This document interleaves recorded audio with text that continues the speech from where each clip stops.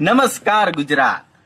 ગુજરાતની અંદર ચકચારી જાય એવા કેસો ચાલી રહ્યા છે. ગુજરાત સરકારના કહેવાથી બન્ની ગજેરાનું આઈડી મેટાએ બંધ કરી દીધું છે. ગુજરાત સરકારના કહેવાથી આવું મેટા કહે છે, હું નથી કહેતો કે ભાઈ અમને ગુજરાત સરકારે એવું કીધું કે બન્નીઓ અમારા મમરા ભરે છે, તમે એનું આઈડી જલ્દીથી જલ્દી બંધ કરો. 3 કલાકમાં મારું આઈડી બધા ઇન્સ્ટાગ્રામ ફેસબુક ને બધું બંધ થઈ ગયું.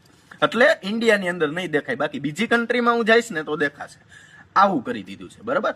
અને મારા આઈડી બંધ કરાવવામાં દિનેશભાઈને બહુ મજા આવી ગઈ, પણ દિનેશભાઈએ મારા આઈડી બંધ કરવા કરતા પાટીદાર સમાજના જે પ્રશ્નો અત્યારે જ્વલિત થયા છે એમાં થોડુંક ધ્યાન દીધું હોત ને તો એ લેખે જાત. અમારા આઈડી બંધ કરે કઈ લેખે બેખે જાય નહીં, બરોબર.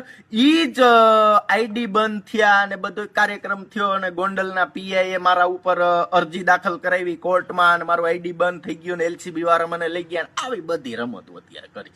આનાથી આ જ થાય, બાજુ કશું થાય નહીં. ક્યાં સમજે સસુરા ભાગ જાયેંગે का नहीं लौटेंगे, तुम्हारा ममरा भी भरेंगे और ममरा बाहर निकाल के फिर वापिस खाएंगे. क्या ससुरा समझे? સસુરાને સમજવામાં 4 કરોડ રૂપિયાની ઠગાઈનો આરોપ આવ્યો માનનીય શ્રી અલ્પેશભાઈ ઢોલરિયા ઉપર. કેવો જોજો તમે, આ માતા અડી ગઈ. કોણ? મારી ઉપર તમે ઠગાઈની ફરિયાદ નાખવા ગયા તા. કા હુઆ આગે ને નકુચામાં ચીપટી. ઢોલરિયા સાહેબને 4 કરોડ રૂપિયાની ઠગાઈ બાબતે મિત્રો પ્રેસ કોન્ફરન્સ કરવી પડી. મીડિયાની અંદર ખુલાસો આપવો પડ્યો. તમે એવા બધા જ હાચી ના હોય તો તમારી ઉપર કોઈ થોડો ફરિયાદ કરવા જાય? તો મારી ઉપર ખંડણીની ફરિયાદ નાખી. બન્યો ઈ કે ચેન લઈ ગયો. આ ઈ જ ચેન છે, જો આ ઢોલરિયા આવ્યો ને ઈ જ ચેન છે. તો તમને બધાને બહુ સારું લાગ્યું હતું કા? હવે ઈ બધું જાતું કરીએ તો ગોંડલની અંદર અલ્પેશ ઢોલરિયાને માતા આઈડી, પછી આવી ગણેશ ગોંડલ પાસે.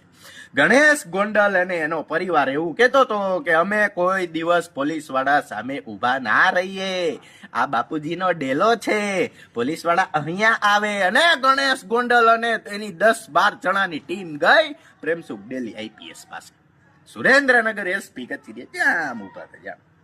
કેમ?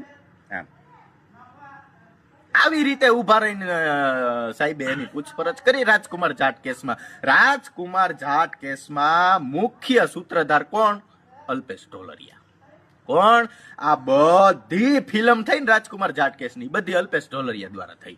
મને બહુ મજા આવી. મારા આઈડી બંધ કરી દીધા એટલે તમને એમ છે કે આ બધું કઈ મુકાશે નહીં, આ નહીં થાય ને તેમ નહીં. ના ના ના, કશો જ ફેર પડે નહીં મારે. શું કશો જ? પણ તમારા કપડા ઉતરશે, નવું આઈડી બનશે, નવા ફોલોવર્સ આવશે ને એટલે તમારા કપડા ઉતરશે. મને કાંઈ